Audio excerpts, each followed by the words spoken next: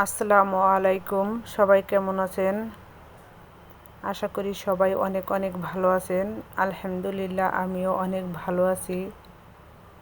এই শাটডাউন অবস্থায় ছাদ বাগানের কী কী খেয়ে দিন পার করলাম সেটাই আপনাদের সাথে শেয়ার করব।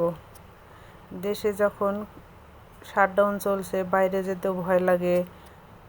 আশেপাশে তেমন কোনো বাজার পাওয়া যাচ্ছে না। আমরা কিন্তু সবসময় বেশিরভাগ বাজারই করে থাকি যাত্রাবাড়ি থেকে। সবাই কম বেশি যাত্রাবাড়ির খবর ভালো করেই জানেন। সেজন্য ভাবলাম দেখি কয়দিন ছাদ বাগানে শাকসবজি খেয়ে থাকতে পারি। তাই আজকে আপনাদের সাথে শেয়ার করব সজনে দিয়ে চিংড়ি মাছ কীভাবে রান্না করলাম সেটাই। কাছ থেকে অনেকগুলো সজনে উঠিয়ে নিয়ে আসলাম। এখন সজনেগুলো রান্না করব। আলুটা আমি একটু ভেজে নিচ্ছি।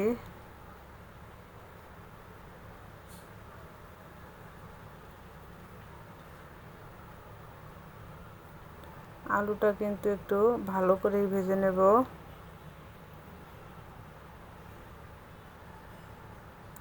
আলু ভাজাটা শেষ হয়েছে, সেই তেলে দিয়ে দিলাম চিংড়ি মাছ। চিংড়ি মাছটাও কিন্তু হালকা করে ভেজে নেব। আলহামদুলিল্লাহ, আমার ছাদ বাগানের সবজিতে খুব উপকার পেয়েছি। মিষ্টি কুমড়ার শাক খেয়েছি, চাল কুমড়ার শাক খেয়েছি, চাল কুমড়া খেয়েছি, সজনেতেও খেতেই আছি। আলহামদুলিল্লাহ, আল্লাহ অনেক সজনে দিয়েছে গাছে। আপনারাও যদি ছাদ বাগান করে থাকেন তাহলেও দেখবেন এরকম সুবিধা পেয়ে গেছেন। সবাই চেষ্টা করবেন 2-1টা গাছ লাগাতে।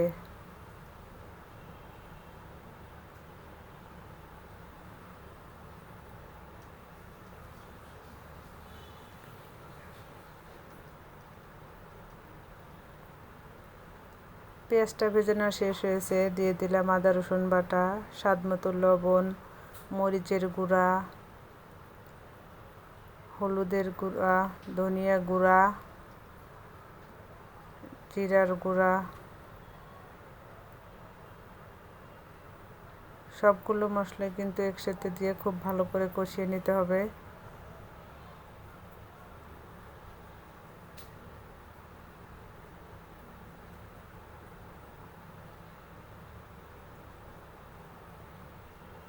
মশলাটা কষানো কিন্তু প্রায় শেষ হয়েছে। এখন দিয়ে দেব কেটে রাখা সজনাগুলো।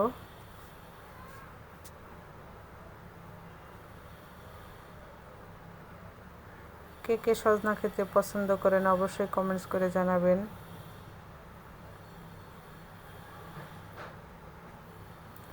সজনাটা কষিয়ে ঝোল দেওয়া হয়েছে, এখন আমি দিয়ে দিলাম ভেজে রাখা চিংড়ি মাছ আর আলুটা।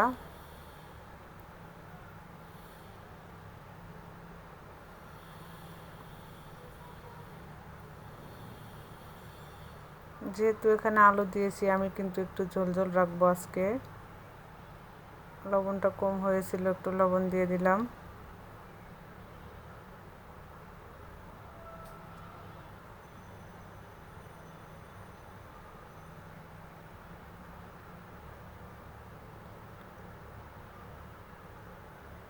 এই হলো আজকের রান্না।